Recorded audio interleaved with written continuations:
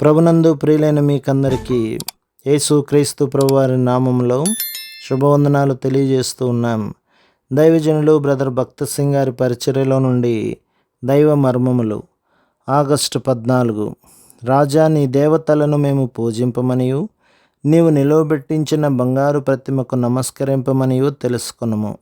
దానియేలు గ్రంథం 3వ అధ్యాయం 18వ వచనం. మండుచున్న అగ్నిగుండములో వేయుదుమని 3 యవనస్తులను బెదిరించినను ఈ 3 జంకరైరి. వారిచ్చిన తెలివైన జవాబు చూడండి. ఓ నెబుకద్నెజరు, నీకు ప్రత్యుత్తరం ఇవ్వవలెనన్న చింత మాకు లేదు అనగా బుద్ధిహీనముగా మాట్లాడుచున్న రాజుకు తిరిగి జవాబు చెప్పనవసరం లేదన్నమాట. బుద్ధిహీనముగా మాట్లాడే వారితో వాదించుట సమయమును వ్యర్థపరచుటయే. ఆ రాజు బెదిరింపులు యవనస్తుల విశ్వాసమును కదిలించలేకపోయెను. వారి దేవుడు సజీవుడని వారు ఎరుగుదురు.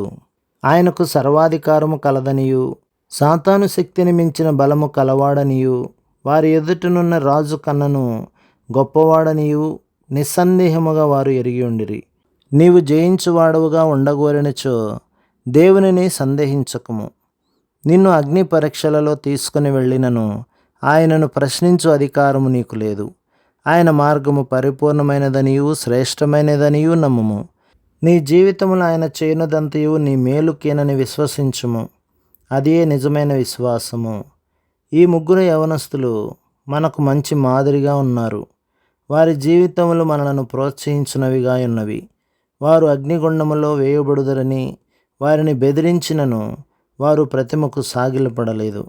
మేము సేవించుచున్న దేవుడు మండుచున్న వేడిమి గల ఈ అగ్నిగుండములో నుండి మమ్మను తప్పించి రక్షించుటకు సమర్థుడు అని పలికిరి. 17వ వచనం. ప్రభు మనలను ఎన్నడును ఎడబాయడని మనము నమ్మవలెను. పరలోకమందును భూమి మీదను నాకు సర్వాధికారము ఇయ్యబడి ఉన్నది. ఇదిగో నేను యుగ సమాప్తి వరకు సదాకాలం మీతో కూడా ఉన్నాను అని ప్రభువు చెప్పెను. మత్తయి సువార్త 28వ అధ్యాయం 18 నుండి 20వ వచనం వరకు. ప్రభు తన శక్తి ద్వారా మనలను కాపాడును. కనుక మనము ప్రభు కొరకు ధైర్యముగా నిలవబడుటకు భయపడరాదు. ప్రభు మిమ్మును, మీ కుటుంబమును, మీ సంఘమును దీవించి ఆశీర్వదించునుగాక. ఆమేన్.